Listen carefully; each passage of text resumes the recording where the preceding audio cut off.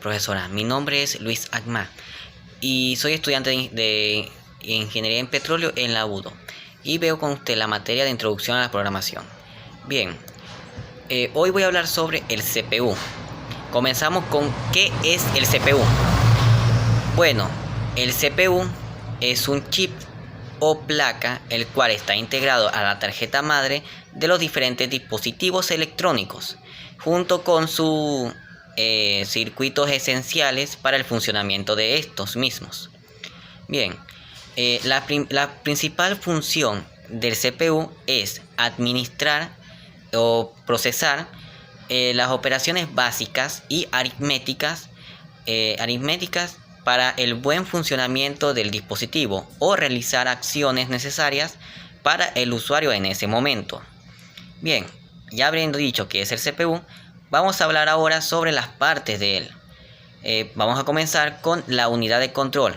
Aquí tengo un CPU, el cual nos facilitará el visualizar las piezas. La unidad de control es esta la que estoy señalando, detrás del cableado. La unidad de control es la parte del CPU encargada de buscar las instrucciones en la memoria principal del dispositivo, interpretar los datos y enviarlos a la unidad de procesos para que las ejecute. Habiendo dicho esto, ahora vamos a hablar sobre la unidad de procesos. Como ya hemos dicho anteriormente, este es el que ejecuta los datos transferidos por la unidad de control, utilizando el ALU, que es la unidad aritmética lógica. Esta unidad realiza las diferentes funciones como lo son suma, resta, multiplicación, funciones básicas, entre otras. Ahora vamos a hablar sobre los bus de entrada y salida, los cuales son estos dos. Los bus de entrada y salida es el sistema encargada de transferir los datos a los diferentes componentes de todo el CPU. Ahora vamos a hablar sobre las memorias caché, las cuales no he podido identificar bien, pero puedo creer que es esta o esta. Las memorias caché es donde se archiva la información que utiliza el usuario más frecuentemente para su mayor facilidad a la hora de acceder a esos datos. Bien, ya habiendo dicho esto, vamos a hablar ahora de cómo se elabora los diferentes CPUs. Bien, la matriz de la CPU está montada en una placa de silicio y las conexiones eléctricas se ejecutan en todos los pines que hacen contacto con el socket de la placa base. Los CPUs modernos pueden tener hasta miles de pines conectados. Dado que el CPU se calienta demasiado, también se le incorpora un difusor de calor, el cual lo protegerá del calor. Bien, ahora vamos a hablar sobre los tipos de CPU. Los tipos de CPU, vamos a enumerarlo en cuántos núcleos tienen cada CPU. Bien, el primero es el CPU de un solo núcleo. El CPU de un solo núcleo es el primero que se creó. Es de lo más rudimentario que se pueden conseguir cuando se trata sobre CPUs. Es bastante lento, y su velocidad es bastante lenta. Y a la hora de accionar diferentes acciones al mismo tiempo. Los CPUs, ahora vamos a hablar sobre los CPUs de dos núcleos.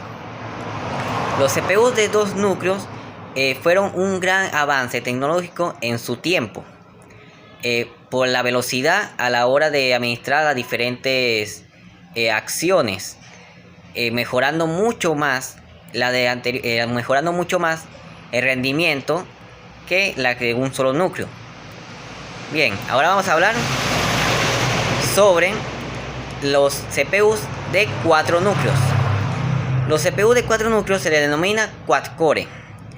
Son mucho mejores que los anteriores dichos, porque gracias a su gran velocidad y su gran rendimiento lo convierten en uno de los mejores CPUs que puedes conseguir. A la hora de poder administrar los diferentes comandos.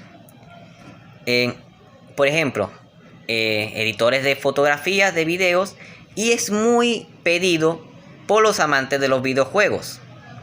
Ahora vamos a hablar sobre los CPUs de 6 a 8 núcleos.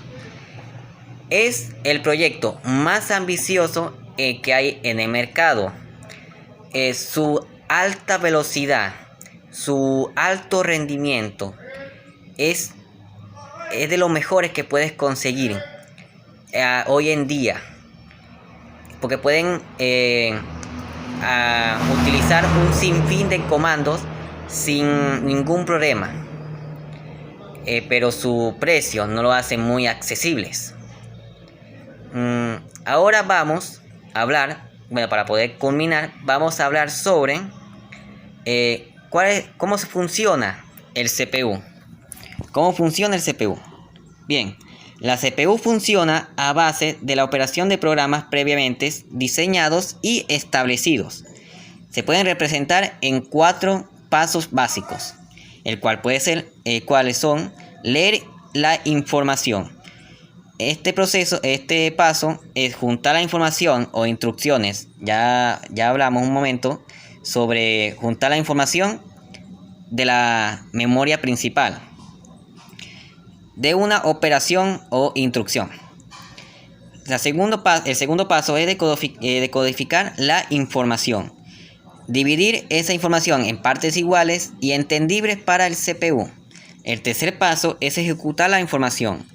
Es el momento más importante, ya que en él se lleva a cabo la instrucción y se ponen a trabajar los diferentes componentes del CPU al mismo tiempo. Y para culminar, el último paso es mandar la información de vuelta para dejar establecidos los resultados de la tarea realizada. Como ya he dicho anteriormente, estos pasos no necesariamente se hacen uno por uno, sino se trabaja todos al mismo tiempo.